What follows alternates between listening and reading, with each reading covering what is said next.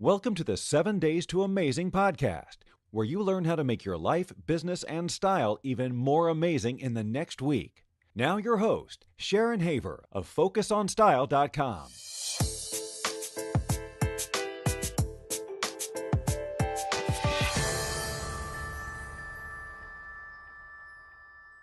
Hello, chicsters.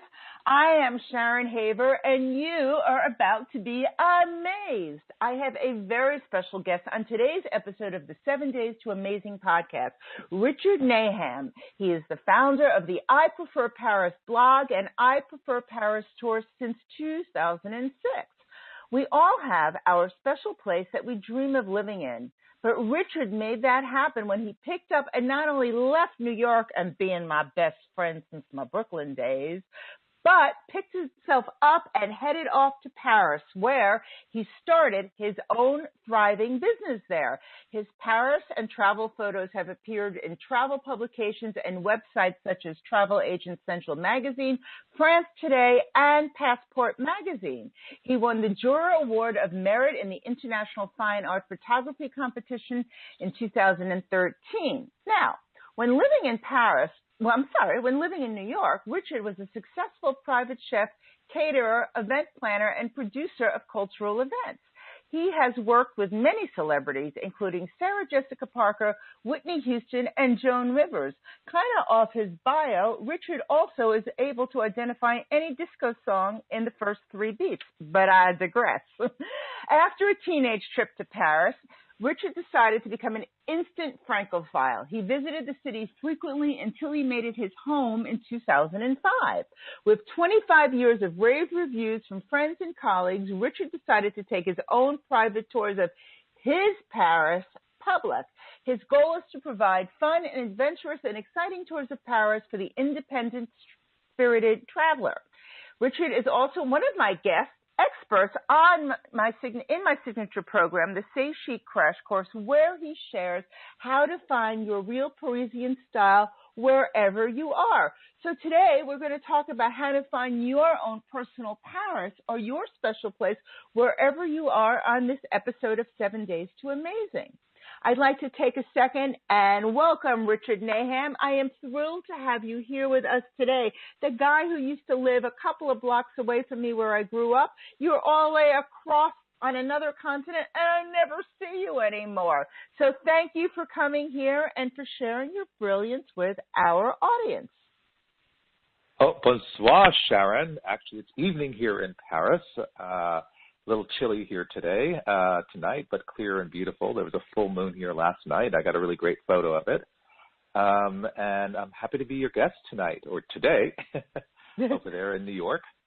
Well, you know, Richard is always better at night anyway. The guy is great on a dance floor, let me tell you.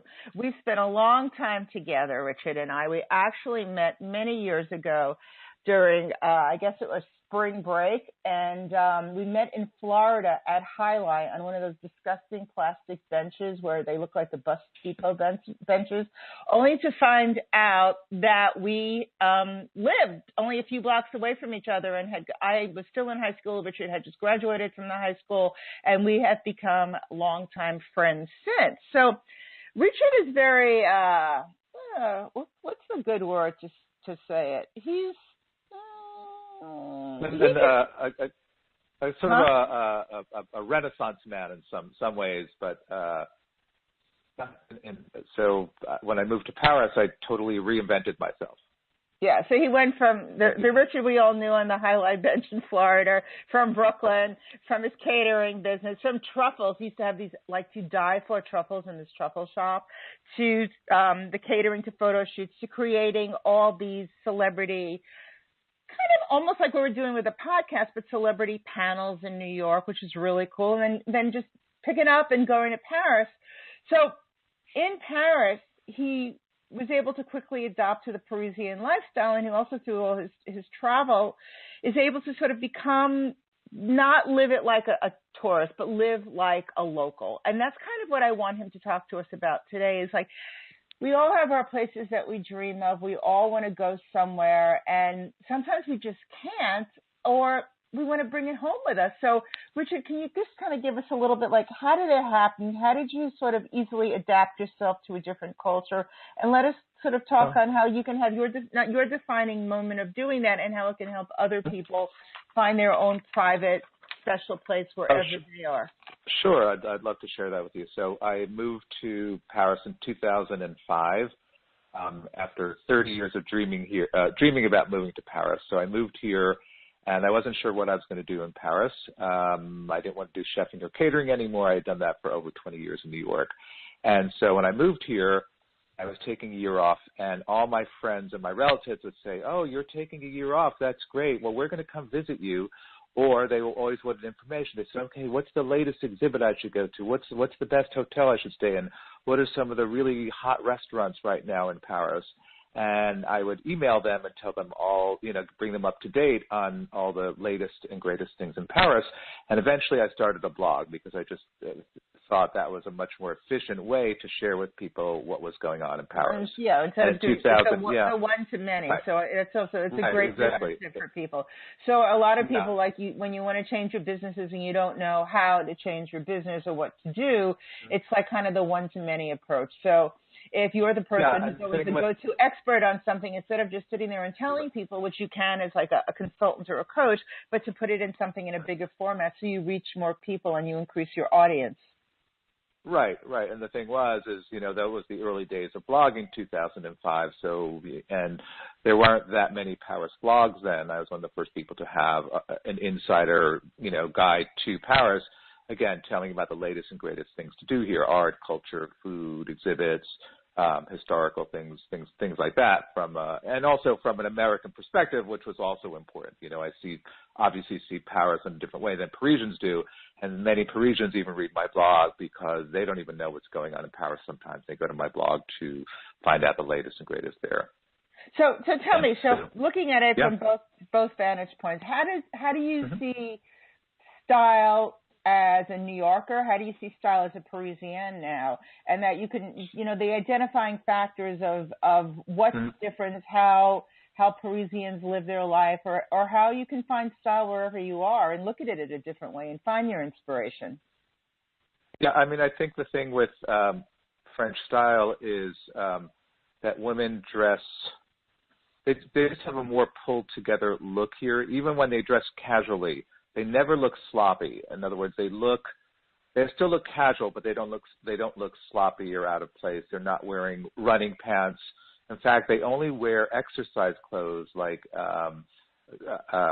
when they exercise and things like that. Only when they exercise, they will. Even when they don't do grocery shopping, they don't pick up their kids in that. When they go to the gym, they always bring clothes with them to change into. So they never go out in their gym clothes, even if they have to go run an errand or something like that. So that's also a very different thing. And also, they wear a lot less makeup here, which I really appreciate. Yeah, so it's more about maintaining it's more about maintaining. In fact, they spend more money on facial products than they do on makeup. And you could really see that because they do have nice skin and they don't wear as much makeup. And also they're not, it's funny, even though there's tons of hairstyling salons here, they never look like they're having their hair done. It's always kind of, and so that's always very interesting to me. It's the undoneness. I think there's so many people, because I know I see it a lot. Well, not in my personal circles, but I see it a lot online with a lot of women, a lot of bloggers who's like, I would dream of Paris and I'm so Parisian, and they're all dolled up in these like party dresses and false eyelashes and tons of makeup and coiffed hair, and it's like that's anything but real Parisian. That's maybe like the Harry Bradshaw approach to like the 60s in Paris. Mm-hmm. Yeah, and the other thing too is that a lot of times there's like a defining accessory. So it could just be this one great coat in this amazing color, and then they're just wearing whatever neutrals underneath, or sometimes it's just a great shoe that they're wearing. The others be wearing jeans and a jean jacket maybe or something else like that, but they'll have like this fabulous pair of shoes on. And a lot of times too is that they're not afraid to mix things, especially in accessories. So like a lot of times you'll see them wearing evening shoes during the day, but yet it totally works for some weird reason. Yeah, they're like a gold T-strap shoe. The unexpectedness of it all. Right. Like wearing So like sequins under a denim jacket, or metallic. Right. There's always a little bit of a with surprise. Yeah. Right. Exactly. So I think those are some of the things. So I think women should, maybe go out of their comfort zone a little bit and pick one or two great accessories that could change things. That are a little more daring. So in other words, you could be a very conservative dresser, but you can be like a French person and throw on, with that trench coat, like I said, a pair of glitter flats, or, a scarf with like little maybe diamonds on it or something like that. Just something to, give it some oomph. So what do you think makes Paris so amazing? Like to sort of like bring it home a little bit here. Like if someone wants to have, like we all know what Paris is, but what makes it so amazing that if you're in New York, if you're in Rome, if you're in Toledo, if you're in LA, if you're in, Geneva, how can you have whatever is the other city that's so special to you that you dream of? What makes it so amazing, and how can you take that essence wherever you live and bring it into your daily life? Well, I think one of the big things is attention to detail in many areas. So obviously in the architecture here, the architecture is just beautiful. In the food and the fashion, and not only like even in food, even though, yes, it tastes amazing, it's the presentation. You go to so a important. bakery, right, and the colors are beautiful. In fact, they have one person only in charge of the display in the bakery. And they always make sure that it looks good and that it looks full, so it never looks empty. And also in the shops here, too, the windows are so beautiful. And again, it's all about the presentation. It's just as important as, as anything else, and how they present the clothes. And also there's even small things that they do. So when they wrap a package, it's beautiful. You could buy a $5 chocolate bar, and they'll wrap it to look like $1 million, and you give that person that chocolate bar, and they think they're got a $100 chocolate bar. And then there's even subtle things like when you go into a shop, a small boutique, and you buy something, the salesperson will never give it to you from behind the desk. They'll always come around and personally hand you the package, and again, wrap beautifully. So interesting, and it's also from a business standpoint.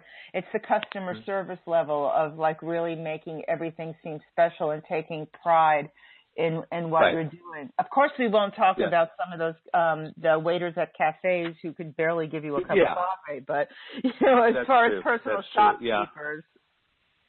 And then also, this is very interesting in a lot of the in some of the small-owned boutiques or single-owned boutiques here, when customers walk in and they start to look at things, and they'll say to somebody, I have these two friends of mine that do this have a really beautiful jewelry shop, and anyway, sometimes a customer will put on something, and they'll actually say to them, I don't think that's you. I don't think that piece is for you, and they'll show them another piece. In the United States, they would never do that. They would never say that. No, they're going for the they juggler. They try to sell them whatever they can. It's like the old joke. Oh, the salesperson says, "Oh my God, that dress looks amazing on you," and then the customer says, "Well, it's on backwards." So and I know what shop you're talking about. I think, and it's the one that's right near Colette. And exactly. Just tell me a little bit on if someone goes to Paris and they get so excited, what are the things like, a shop like Colette is just such it's been such a trend-setting boutique for years. It's just been amazing. Yes. I don't even know how long it's around. It's got to be like 25, 30 years, if not more. And actually, they just celebrated their 20th, but go ahead. 20th? Yeah. Mm-hmm. Seems like longer than that. No. But how do you find that little special? And we're talking about the boutiques and someone even coming on the other side of the counter and the way the little shops are set up. Richard lives in the Marais, which is kind of I guess you want to call it the cooler part of Paris. It's like the Soho or the Greenwich Village. Right, exactly, like Soho, West Village of Paris, yeah. And it's not the big fancy stores. It's little tiny edgy, cool, avant-garde, cutting-edge boutiques. It's much more down to earth. It's much more edgy. It's much more special to me rather than like the big tourist shops of clothes that people can't even afford. This is there's expensive stuff there, but it's cooler. So how do you see that if someone is also in wherever they live? I mean, how can they bring that kind of edgy essence, that little Euro cool, to wherever they are in their life, in their business, just in their day? How can they be amazing in that way? I mean, there's a couple of things. Obviously, with blogs now, you get personal things that people write about or show. And, there's a lot of Parisian bloggers. There's Inez Versange, she's kind of like a cult fashion figure here. And she's every French woman wants to be her. And, she was a model for Saint Laurent and a muse for him. And then she started her own successful fashion company. She's the spokesperson for Roger Vivier shoes. And, people really, they're always interviewing her. And she just has the sort of, how can I say, the ultimate French style. So it's that, that sort of confidence, and also that, again, she could wear a T-shirt and a pair of jeans and then have a fabulous bag or a pair of shoes with it. Yeah. And now make it look great, yeah. I cover Inez a lot on FocusOnStyle, especially when I do French chic, because she does have that gorgeous, casual, undone way of her short, kind of purposely messy short hair and very little makeup and a great little boyfriend jacket and colored jeans and the perfect shoes. And I think it's great. And she also has that really cheap line at Uniqlo, too, which is a good point here, because she's also really skinny and really tall. And she's in her 50s, and she's still adorable. Yeah, she's 57, I think, yeah. And the thing that I noticed is, and her feet are bigger than mine, so I'll always love a person. Really? God, I didn't know they were feet bigger than yours. Yes, hers are bigger than mine. So anyway, what I find interesting is even looking at the Uniqlo line, which is it's kind of like the Japanese version of the Gap. They're really great for basics, and there's a couple of stores in New York, and they have one in Paris, and it's a pretty global brand these days. The stuff in there that she's photographed in, and we all know from my stylist days that you can make anything look beautiful. But that's not in a photo. But that's not the point. The point is that it's so simple. And that is what's great about French style to begin with. But the stuff that she wears is just that extra element of simple that it's so difficult to pull off if you're not really tall, if you're not really skinny. It suddenly becomes boring. And it's that edge of their body, the attitude, the grace, the way they walk. Other thing that too could take like a floral Peter Pan collar and make it look hot. Right. I mean, the other thing too is it's not always easy, but always find, the cut that looks great on you. Mm-hmm. Even if you have to spend more money and just buy one fabulous dress, say, whatever, for $700 or $800 rather than buying a $300 dress, because you'll have that dress forever and it looks fabulous on you. But that's an interesting point. I have one dress that you look really special in, and three dresses that. And I learned that lesson when I was oh my God, my first trip to Europe when I went to the French Riviera to stay at my friend's house there. I think I was in Joie-le-Pont, and we had a girl who was the pharmacist, who was a friend of her brother, who was a doctor, and the pharmacist, we don't even know her name, we used to call her the pharmacist. She was probably in her early 20s then, and she was beautiful. She was really, really beautiful. And she would wear the same Cacharel lavender sundress every day without fail, day in and day out. And I thought it was so fascinating because here it was, I was the one with the closet you can't even close. And here was this girl who looked just spectacular, and she kind of looked like a Marion Cotillard type, and every day the same dress. And I started to notice, and I was, 18, 19 at the time, that all these other women who I was seeing around me in the south of France, they all wore the same good dress every day. It was their uniform. And, they didn't care if you saw them wearing it yesterday or tomorrow or the day before or next week. They pulled themselves together in one piece that was a good piece that they could afford. Yeah, I mean, and the other thing too is it's also a practical thing here. Hello? Yeah. Hi. I'm sorry. Sorry, I lost you. It's also a practical thing. Paris apartments are really tiny. And so people don't have big walk-in closets here. If they have one closet with 2 racks on it, it's a lot. So they can't fit 40 coats and 30 dresses in there. So they just buy, a few pieces each because they literally can't fit in their closet. Yeah.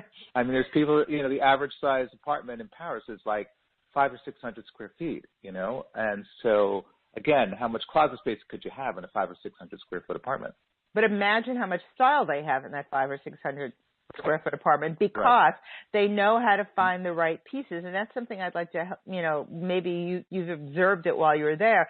I know for me, it's like with Parisians is that I was talking to someone yesterday on, I teach people this in the Say Chic crash course. It's like you don't have the Parisian mother, so you just get the Jewish girl from Brooklyn with the mother who kind of knew the same lessons, Right, exactly. It goes down, it's in their blood because it goes down from generation to generation as to what you should wear, what you shouldn't wear. Just like you were saying about the woman who owns the jewelry shop telling a customer, no, that's not the right piece on you. There's a certain guideline, there's a structure to what they wear. Yes. So they get more out of less because it's right and they understand it, as opposed to Americans who never had that, I don't know if you want to call it education, upbringing, and who don't know where you can pull in and find it. Yeah, and the other thing, too, I think with Americans is especially these days, they're especially celebrity drawn. So if that dress is on Kim Kardashian, I got to have that dress no matter how bad or good it looks on me. And here it's just not so here. It's not a celebrity culture here as much. And so I think that's very different. So tell me, when you have your amazing week in Paris, what is how do you spend an amazing week in Europe? What do you do? What do you do? So, first of all, you take a couple of tours with me so I could see the real Paris. Always giving a plug. That's right. Always giving a plug. But I think... and his tours are great. It's a combination of things. Yes, you want to go see the tourist sites if you've never been here. You want to go see the Eiffel Tower, and you want to go to the Louvre, and you want to go see the Arc de Triomphe, and it's great to see that stuff. But for me, the real fun is just walking the streets, observing, going to cafes, watching people. People watching. That's like a hobby in Paris. People watching. Yeah. I mean, I think it was invented here. Just walking into stores, even if it's stuff you don't think you're going to buy or you're going to like, or it's just wonderful to observe, and again, seeing the French style in everything, everywhere around you. And, it's also not that easy, but it's also trying to talk to people sometimes, in the shops. There's a certain, you always have to say hello when you walk into a shop. And that's like the magic word. You say hello, they'll be nice to you, they'll show you things. And also it's acknowledgement. It's acknowledgement, which is something that I'm talking about today on something else. Yeah. And it's just people want to be acknowledged, and it's very rude to not acknowledge them. And I know for me, walking into a store in the United States and the salesperson, clerk behind the counter can't lift their head up when I walk in the store to greet me or say goodbye when I leave. It's like, I don't want to open up my wallet. Just acknowledge people, or the same thing you do on Facebook. Just say hello. Somebody's Facebook feed, just click like. No one is above acknowledgement. It's respect, and it's just nice. It's manners. Yeah, and people just think that Parisians are rude, and it's really not true. They just want you to say hello to them. And so the other perfect thing to do, in the week here is sip champagne in the middle of the day, because they actually do that here. Do something fun like go to the Four Seasons George Cinq Hotel and look at the amazing floral arrangements. So sometimes it's doing the offbeat stuff that could really be really fun instead of, having to go to every single monument.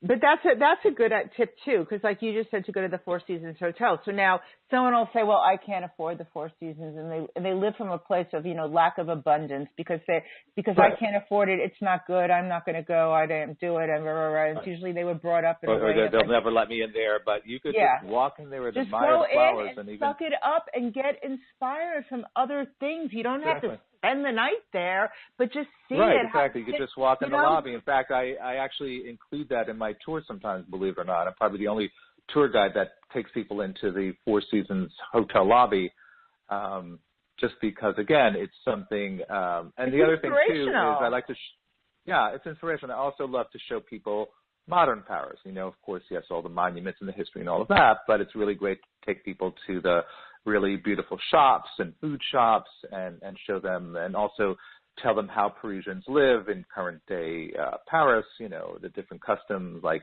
they don't eat dinner till 7:30 or 8 o'clock.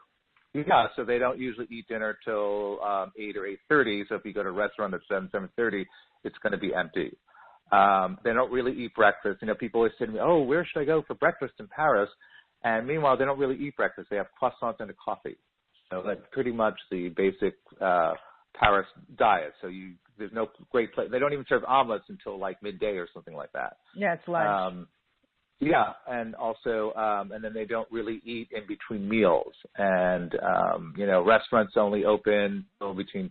You can't go for someplace nice at dinner at 6 o'clock at night. You have to wait till at least 7:30. Some restaurants don't even open till 8. And so these are just kind of the small things, and they work. Everything's later here, so sometimes people want to do a tour at 9 o'clock in the morning. I said, well, there's nothing open at 9 o'clock in the morning. Most shops, restaurants, etc., open at 10:30 or 11. So everything runs later here than it does in the States. So when people come there, do you get any resistance from people on having them trying to live their lifestyle in another city? I mean, because I know there's a Parisian. Sometimes someone walking around in gym shorts. Yeah, the thing is, Americans sometimes have expectations. They think everybody speaks English here.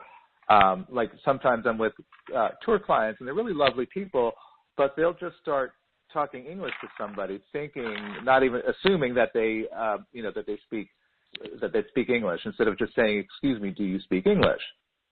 So sometimes it's just things like that. Again, it's a cultural thing. So what do you think was the number one thing that you picked up when you first moved to Paris that you find is the difference in culture from here, and that someone can take with you, not just like the time the shop opens or, whatever it is. Right. I think someone can add to their life to make it more amazing. What I think here is, and this is really difficult for me as a, typical New Yorker who wants everything here and now, is even though it's a big city and things move somewhat quickly here, it's not as quick as New York, and people really take their time about doing things here. And in some ways it's really wonderful, and sometimes it could just drive you crazy. So the pace of living here is definitely slower. So if you want to do dinner and a movie, do the movie first and then dinner, because you'll never get out in time. Because dinner here is minimum of an hour and a half to 2 hours. So there's no quick in and out in a half an hour. It just doesn't happen here, because people really dine here. They just don't eat food and then just leave. They dine here. And, they'll have 3 courses, and then they'll have a cheese course, and then they'll have coffee, or they'll have dessert. But they won't eat in between meals. And so that's why they have such a full meal at either lunch or dinner. So I think that's one of the biggest things is like I said, just the pace of living is definitely slower. It's more, and people don't make 47 appointments. Like in the States, especially in New York, people get up at 5 in the morning. They'll do an hour and a half yoga class, then they'll do a spin class, and then get to their desk at 8 o'clock. And French people don't do that. They don't exercise first thing in the morning. I mean, sometimes they'll go on their lunch hour, but they just don't pack in 47 things in a day like most New Yorkers do or Americans do. And things seem to get done. It seems to always work out. Yeah. So if you had it, so I was going to say, if you want to give us like 3-4 tips, whatever number feels right to you, 5, 162, and if someone wants to feel wherever they are, that they can't get to Paris. They can't. I know last week you were in Italy and you were in Florence, and I know I get, he's one of my dearest friends for years and years and years, and I get jealous reading of all his, European adventures all the time, because, when you live in New York and you want to go on a short little jaunt, I'm going to New Jersey, right, or Connecticut, and you live in Paris and you can go to this city or that city or whatever. So right, exactly. In an hour and hour and a half for New York, I might be halfway to the Hamptons, and here I could be in Venice in an hour and a half. So that's one of the really wonderful things about living here. So if you're in the United States or you're living someplace else where you don't have that much of diversity of different cultures, yes, we have it here as a melting pot of people, but not of the whole architecture, the being the environment. How can someone just get their mindset, their inspiration going, whatever it is, to make their life more amazing, whatever their city is? I mean, case in point now, we're talking Paris, but wherever it is that they can find their perfect something where they are this moment. Yeah, I mean, I think in this digital age now, I think it's so much easier in some ways to access that. So, reading travel publications or, getting, like there's this magazine called Afar, and every day I get messages from them, like daily stories about where to travel, where to go, different tips, things like that. So it's reading, travel sites, travel blogs, immersing yourself. Immersing yourself, yeah. And there's so many wonderful books about Paris. Like I get sent, through my blog, I get sent like 3 or 4 books almost every other month on Paris, and sometimes a lot of them. And I think what's also nice too is there's a lot of books by American people living in Paris, so you can identify with their Americanness, but also see how they start to either fit in or not fit into the Parisian or the French culture. So, it's interesting to read how people come here and find their way. I think the other thing too is, going to, going even to a department store, and looking at the latest Chanel clothing, and that way you could feel a little more Parisian. Yeah, you may not be able to afford it, but, it's free to look. What's the other tips? I think the other thing too is, like I said, just reading, and with so much online now, even on Facebook, I get so many people on my Facebook. I have like 3,500 friends, and they're always off somewhere on some adventure, or some of them are like, I have a lot of friends that are interior designers, so you get to see their style and how they do French style. So I think in that sense, to digitally, you could really surround yourself, or some gorgeous coffee table books. There's always some wonderful coffee table book that you can just, sit back and read for a few hours and have a glass of champagne with that. Yeah, and I think also the most important thing for a lot of women, which I really want to reemphasize again, is what you said, is that, French women don't wear a lot of makeup. French women don't have fussy hair. French women don't have crazy hair extensions and false eyelashes and frilly dresses. It's the essence of the style. It's the undoneness, the naturalness that makes it real, which is also much easier for any woman to pick up on it. It much really more, comes, right. I think it's also much more attainable. Absolutely. That's the other thing too. You see these celebrities on the red carpet, and they have a team of 10 people around them. The hair person, the makeup person, the person styling the dress, the person giving them the jewelry. And as gorgeous as these women look, that is not really an attainable look. And even if it was attainable, it's like, where are you going if you're not a celebrity like them? Yeah. It's like you're not going to the mall wearing that, red carpet dress, whereas, like I said, French women is just, it's just more attainable. You look at that and go, I could kind of wear that. I could pull that off. So tell me also, if you had to give someone and say, because I know there's so many people, they get like this fantasy crush on someone who thinks they're French, who's by far not. how can French women don't get girl crushes and want to copycat anyone else, do they? They want their own uniqueness. Yeah, I mean, I think they definitely pick up on certain styles sometimes. Like, I don't know, a few years ago there was a certain shoe that they were all wearing, but they were wearing it so many different ways. In other words, they weren't a total look. It was just this one shoe that was popular, but they had their own style with that. They would still be individual, and all the other parts of the outfit would be that. That's a great point. Yeah. So you could buy that one popular accessory to feel fashionable, but you don't have to build your whole wardrobe around it. That's a great point. So, Richard, this has been so much fun, and I could talk to you forever. And when we get off this, I want you to tell me, we're going to have our personal catch-up. But in the meantime, can you tell the listeners, like, what you're working on now, what you're excited about, another way to connect with you and learn more? Oh, sure. I'm launching a new photo site with all my photos of Paris and my European travels.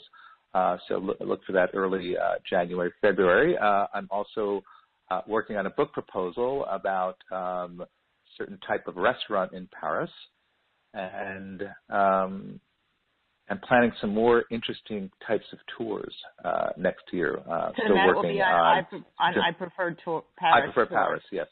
Tours. Right, .com. So he has two sites. It could get a little confusing. EyePreferParis.com and EyePreferParis Tours. So those are the best ways. One is the blog and one is the tour site.